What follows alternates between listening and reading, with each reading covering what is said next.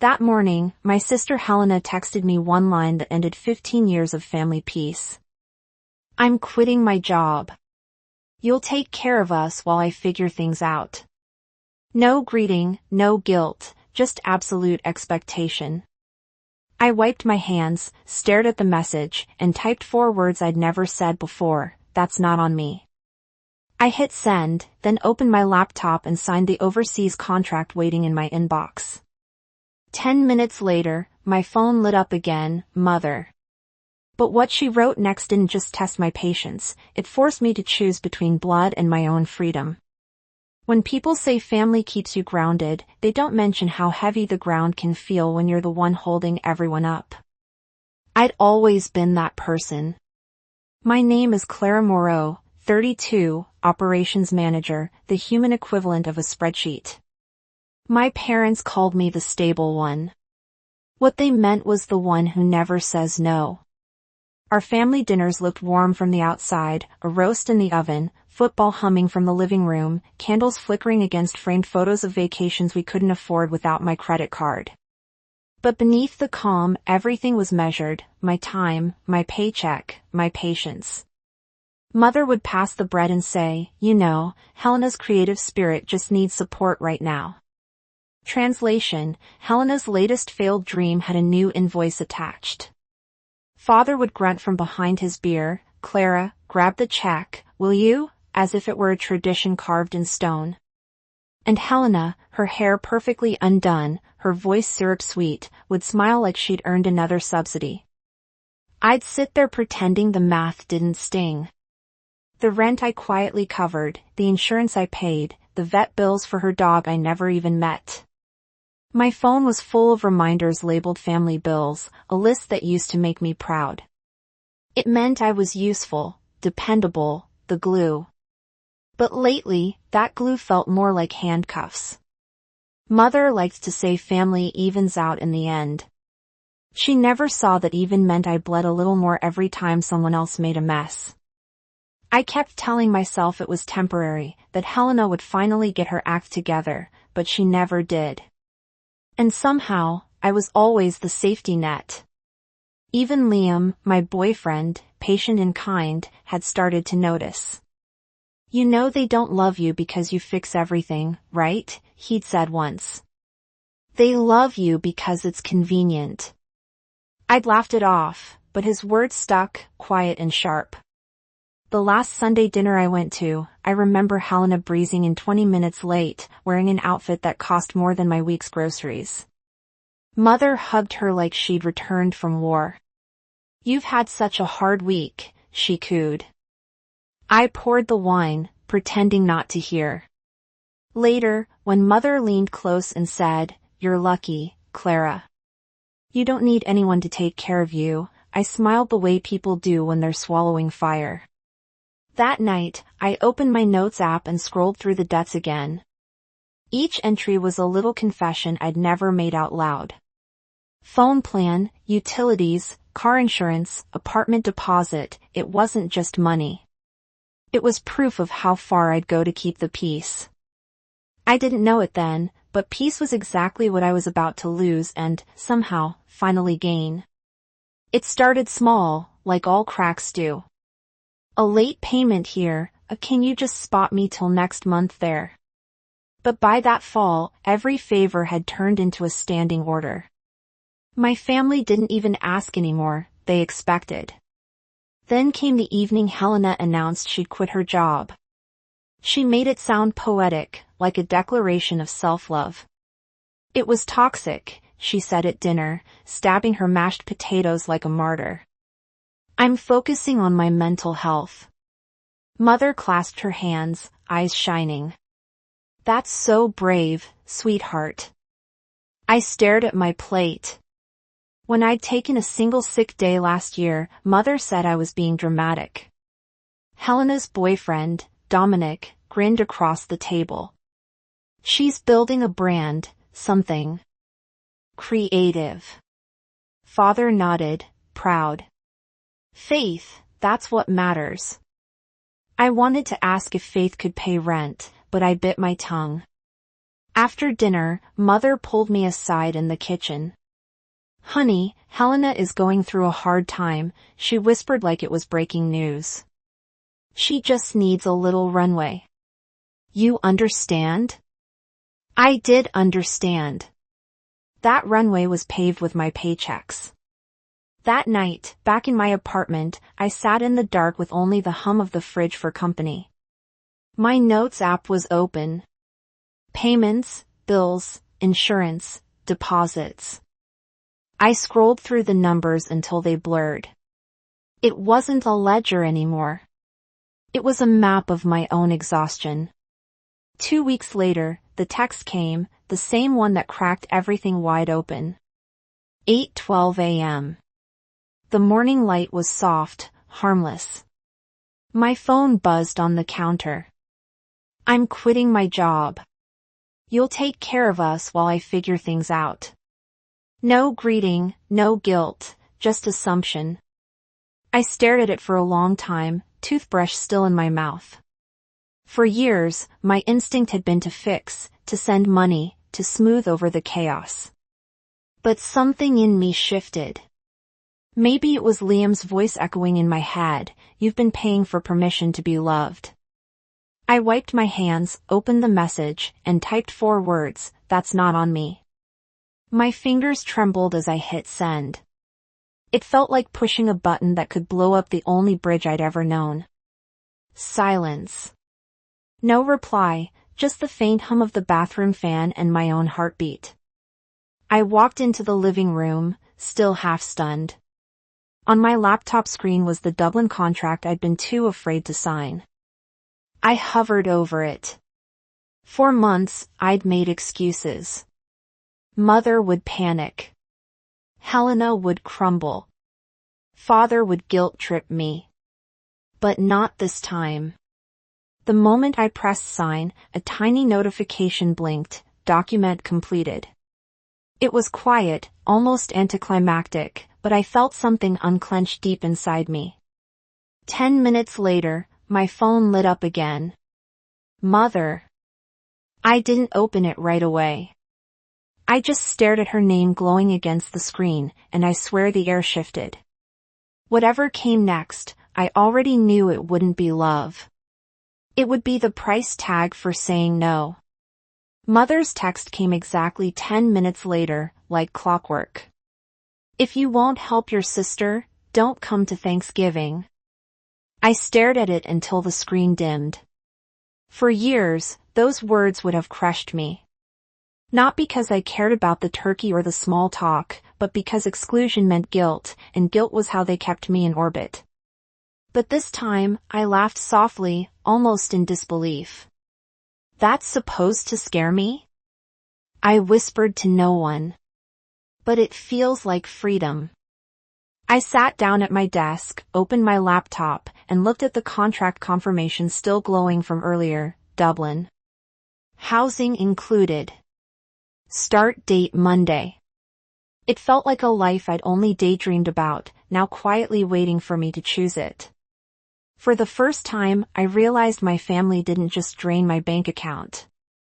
They drained my ability to imagine a life without them. That was about to change. I opened another tab, my online banking. My pulse quickened, not from fear, but focus.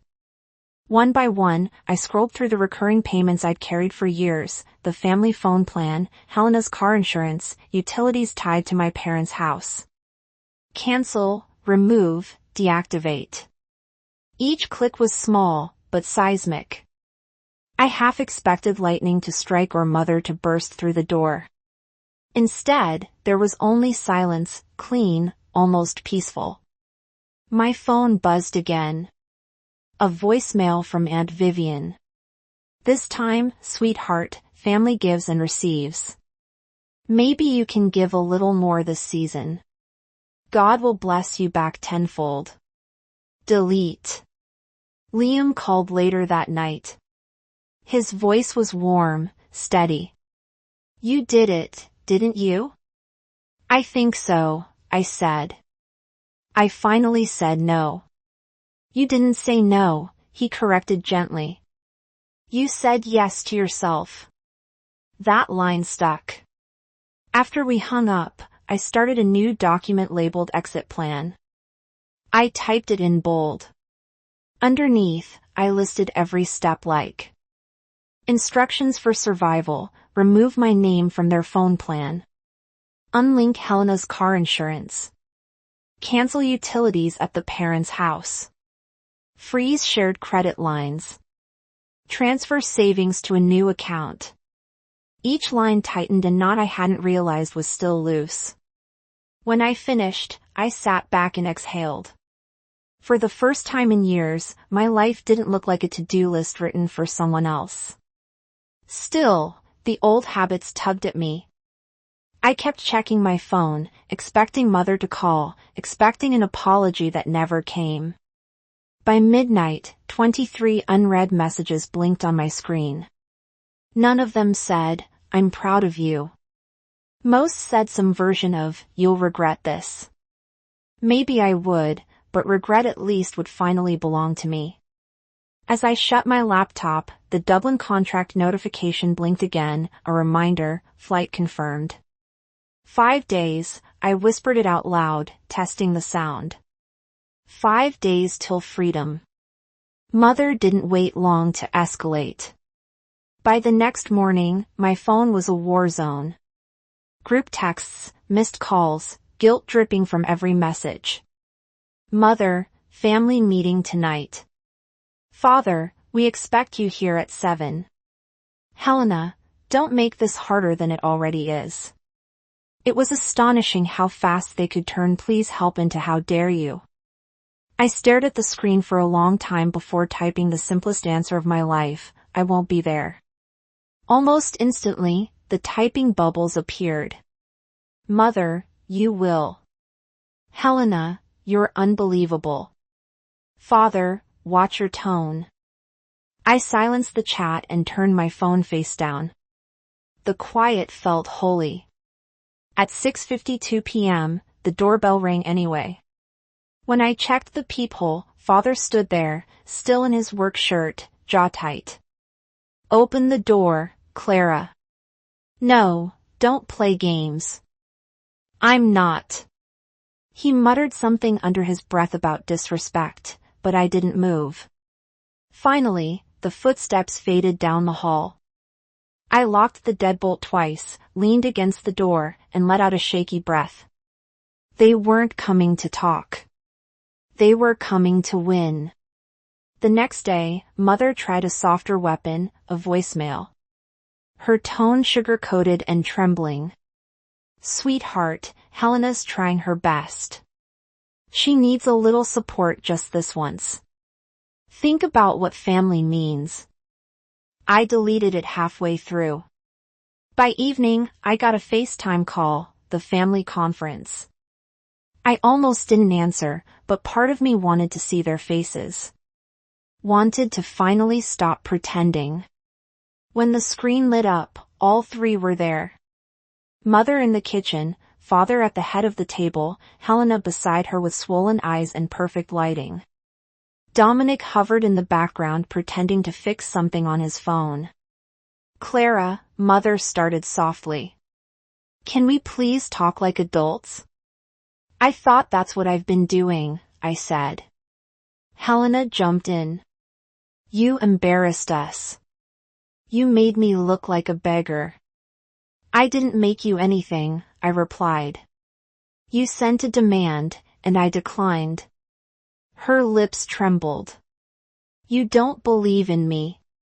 You never have." That one stung, not because it was true, but because it used to work. "Helena," I said carefully, "belief isn't a bank loan." Dominic chuckled, low and condescending. "She's so uptight. No wonder you're single half the year." My voice didn't rise. "Dominic, do you even hear yourself?" He smirked. "Just a joke." Mother cut in sharply. "Enough, Clara. Your sister's business could change her life. She just needs someone responsible on paper." Father leaned forward, hands clasped. It's not even risky. It's a small loan. 150 tops. You'll co-sign. That's all. That's all, I repeated, letting the words sink in. You're asking me to guarantee a €150,000 loan for someone who quit her job last week. Mother's voice hardened. Don't be dramatic. We raised you better than this. I felt something snap. Not anger, just clarity. You didn't raise me to say yes. You raised me to survive saying no. The silence that followed was thick. Enough to touch. Father's face flushed. Watch your tone. I am, I said evenly. It's calm. Mother's eyes narrowed. So that's it. You're walking away from your family. I'm walking away from being your financial plan. Helena started crying, mascara pulling at the corners of her eyes. You're punishing me for being different. I'm setting boundaries, I said. There's a difference. Mother slammed her hand on the table. You'll regret this, Clara. I nodded once. Maybe, but I'll regret it on my own dime. I ended the call. Seconds later, the group chat exploded. Paragraphs from Mother, threats from Father, emojis from Aunt Vivian. One message from Helena, you destroyed this family. I didn't reply. I turned off notifications, opened my exit plan, and started checking boxes, removed from phone plan. Unlinked insurance. Cancelled utilities. Closed shared credit line. Each completed task felt cleaner than the last. By midnight, 43 missed calls blinked on the screen. None from Liam, he knew. When the phone rang again, I finally picked up. Hey, he said quietly. You sound lighter. I think I'm just done, I said. Then do something about it. Not for revenge, for peace. That line hit deeper than I expected. At 10:04 a.m., I drafted one last message to my mother, I'm leaving for Dublin Monday. Please stop contacting me unless it's an emergency. I hovered over send, hand trembling. Then I pressed it. The next morning, the retaliation came fast. Posts on Facebook about ungrateful children, Aunt Vivian's chain messages about forgiveness, Helena's cryptic story, sometimes the ones you love hold you back. They wanted me to feel shame. Instead, I felt still. When Monday came, I zipped up my suitcase. The air in my apartment was cold, clean.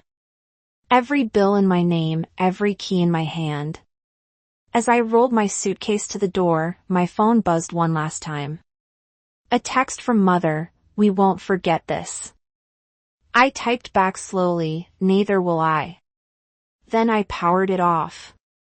At the airport, as the plane engines roared, I thought about every Thanksgiving table, every guilt trip, every silent yes that had built their comfort.